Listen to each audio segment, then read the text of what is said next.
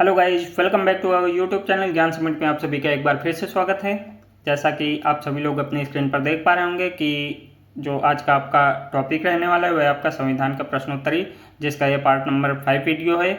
और जिन लोगों ने भी अभी तक इसके पहले के वीडियो ना देखे हों तो आप लोग प्लेलिस्ट में जा कर के वो वीडियो क्रमबद्ध तरीके से देख लेंगे। और जिन लोगों ने भी अभी तक हमारे चैनल को सब्सक्राइब ना किया हो प्लीज़ सब्सक्राइब कर लीजिएगा, ज़्यादा से ज़्यादा लोगों तक शेयर कर दीजिएगा, साथ में इस वीडियो को लाइक कर देंगे। आइए हम लोग अपनी श्रृंखला के अगले प्रश्न से जुड़ने का प्रयास करते हैं। देखिए यहाँ पे क्वेश्चन नंबर 41 दिया गया है। निम्नलिखित में से किस वाद में उच्चतम न्यायालय ने यह धारणा प्रस्तुत की कि उद्देशिका संविधान का भाग है। ठीक है, हम लोगों को बताना है कि किस वाद में उच्चतम न्यायालय ने यह कहा कि जो उद्देशिका है वो हमारे संविधान का भाग है। ठीक है, यहाँ पे देखिए ऑप्शन आपका ए दिया गया है मलूक सिंह बनाम स्टेट ऑफ पंजाब। ठीक है, ऑप्शन बी आपका यूनियन ऑफ इंडिया बनाम डॉक्टर कोहली। ऑप्शन सी आपका बनारसी दास बनाम स्टेट ऑफ यूपी। ठीक है, ऑप्शन डी आपका बुम्बई बनाम यूनियन ऑफ इंडिया। आप लोगों को इसका राइट आंसर बताना है। तो इसका राइट आंसर आपका क्या हो जाएगा, बुम्बई बनाम यूनियन ऑफ इंडिया। इसी मामले में हमारे उच्चतम न्यायालय ने यह धारणा प्रस्तुत की थी कि उद्देशिका जो है वो संविधान का भाग है। और एक और आपने वाद देखा होगा कि केशवानंद भारती बनाम केरल राज्य जो है 1973 मामले में भी आप लोगों ने यह सुना होगा या देखा होगा कि उद्देशिका जो है वो संविधान का भाग हमारे सुप्रीम कोर्ट के द्वारा माना गया था। ठीक है, आशा करता हूँ क्वेश्चन आपको समझ में आ गया होगा। आइए हम लोग बढ़ते हैं क्वेश्चन नंबर 42 की तरफ। यहाँ पे क्वेश्चन नंबर 42 कह रहा है इनमें से भारत के मुख्य निर्वाचन आयुक्त की पदावधि क्या है।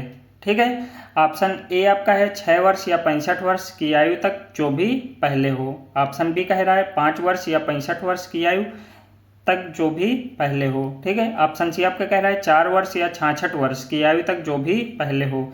इसके बाद ऑप्शन डी आपका कह रहा है राष्ट्रपति के प्रसाद पर्यंत तक।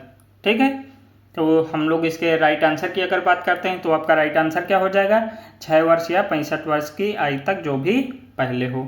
ठीक है, और हमारे अगर निर्वाचन आयोग की बात करते हैं, निर्वाचन आयोग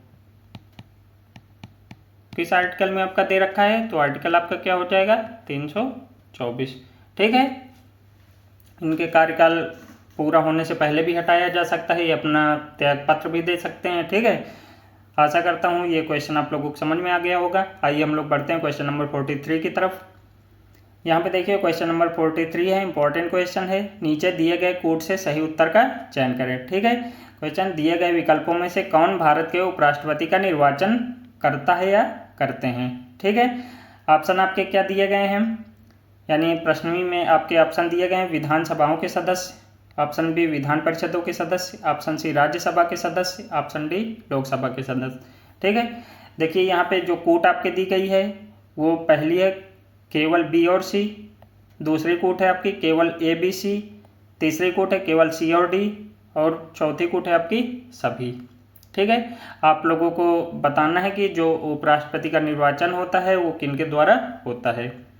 तो इसका आपका आंसर क्या हो जाएगा, तो वहाँ पे हमारे राज्यसभा के सदस्य और लोकसभा के सदस्य जो होते हैं वो हमारे उपराष्ट्रपति को चुनते हैं। ठीक है, और अगर इसी में राष्ट्रपति के चुनाव की बात करते हैं तो उसमें राज्य की जो विधानसभाएं होती हैं, ठीक है, राज्य विधानसभाएं,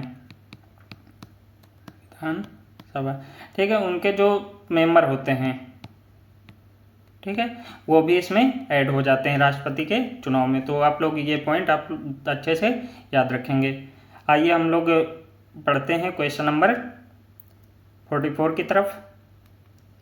क्वेश्चन नंबर 44 आपका कह रहा है लोकसभा और राज्यसभा की संयुक्त बैठक किसके द्वारा आहूत की जाती है।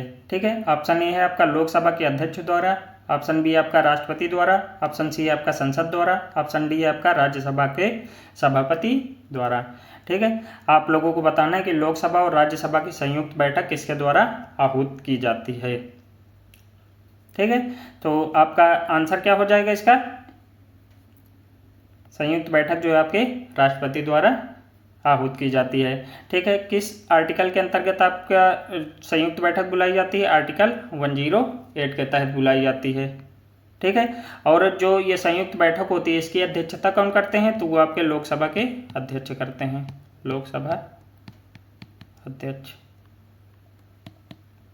यानी हमारे राष्ट्रपति द्वारा बुलाई जाती है और इसकी अध्यक्षता जो करते हैं वो हमारे क्या हो जाएंगे, लोकसभा अध्यक्ष।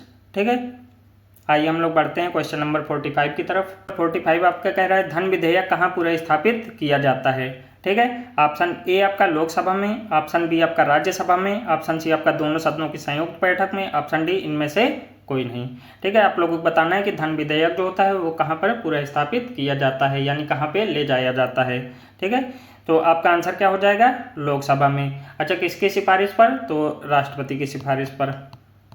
ठीक है, राष्ट्रपति की सिफारिश पर आपका कहाँ ले जाया जाता है, लोकसभा में। धन विधेयक किस आर्टिकल के अंतर्गत आता है, तो 110 यानी 110 के अंतर्गत आता है। क्वेश्चन नंबर 46 आपका कह रहा है भारत के नियंत्रक एवं महालेखा परीक्षक के पद का सृजन निम्न में से किसके द्वारा किया जाता है। ठीक है, तो ऑप्शन ए आपका कह रहा है मंत्रिमंडल के संकल्प द्वारा, ऑप्शन बी आपका संविधान द्वारा, ऑप्शन सी आपका संसदीय अधिनियम द्वारा, ऑप्शन डी इनमें से कोई नहीं।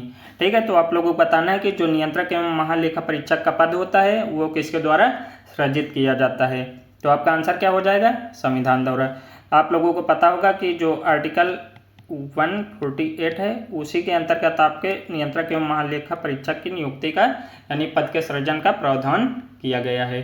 ठीक है, इसका नियंत्रण जो होता है केंद्र व राज्य दोनों स्तरों पर होता है।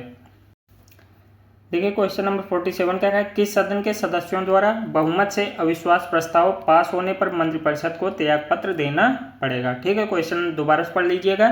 किस सदन के सदस्यों द्वारा बहुमत से अविश्वास प्रस्ताव पास होने पर मंत्रिपरिषद को त्यागपत्र देना पड़ेगा। ठीक है, तो हमें उस सदन का नाम बताना है कि जिनके सदस्यों द्वारा बहुमत हो जाने पर अविश्वास प्रस्ताव पास जब हो जाता है तो मंत्रिपरिषद को त्यागपत्र देना पड़ता है। तो पहला ऑप्शन है लोकसभा के, ऑप्शन बी आपका राज्यसभा के, ऑप्शन सी दोनों सदनों के अलग अलग बैठक या प्रावधान द्वारा, ऑप्शन डी दोनों सदनों की संयुक्त बैठक में। ठीक है, तो हम लोग को इसका आंसर बताना है कि किस सदन के सदस्यों द्वारा बहुमत से अविश्वास प्रस्ताव पास जब हो जाता है तो मंत्रिपरिषद को त्यागपत्र देना पड़ता है, तो आपके लोकसभा के सदस्यों द्वारा।